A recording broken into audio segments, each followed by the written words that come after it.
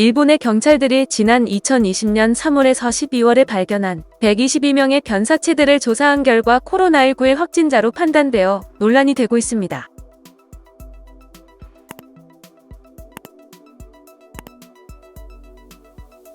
도쿄 36명, 오사카 25명, 토고 11명, 카나가와 9명, 사이타마 7명, 아이치와 후쿠오카 4명 등 변사체들을 조사한 결과 코로나19 확진자로 밝혀졌습니다.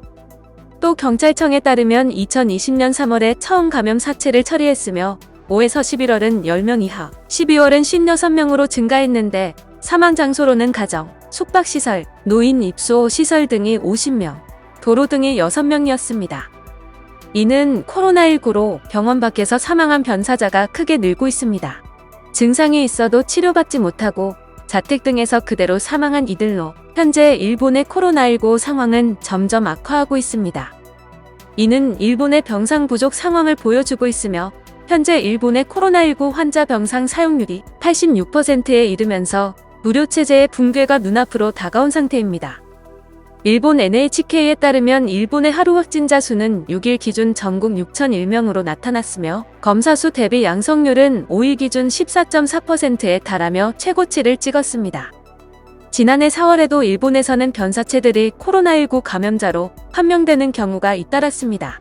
당시 일본 매체들은 길거리나 자택에서 사망한 변사체가 사후에 코로나19 감염자로 판명되는 사례가 잇따르고 있다고 보도했습니다. 일본 경시청 수사 관계자에 따르면 지난해 4월 9일 도쿄에서는 60대 남성이 길에서 쓰러져 사망했으며 이 남성은 사망 전 구급대원에게 가슴이 답답하다고 호소했고 사후 PCR 검사 결과 코로나19 감염자로 판명됐습니다. 경시청은 지난해 3에서 4월 한 달간 발견된 변사체 중 적어도 6건이 코로나19 감염자로 판명됐다고 밝혔습니다. 지난해 11월에는 일본 정부가 코로나19 확산으로 인해 전국 각지에서 의료 제공 체제가 붕괴 위기에 직면하고 있다고 기자회견에서 말했습니다. 이어 11월 초에는 예상하지 못했던 사태라며 홋카이도 수도권, 간사이, 주부를 중심으로 심각한 상황이 됐다고 설명한 바 있습니다. 한편 일본 정부는 도쿄도와 가나가와현, 지바현, 사이타마현을 9개월 만에 한 달간 긴급사태 선언을 재발령했습니다. 영상을 시청해주셔서 감사합니다. 여러분의 좋아요, 구독은 큰 힘이 됩니다. 지금까지 헤드라인이었습니다.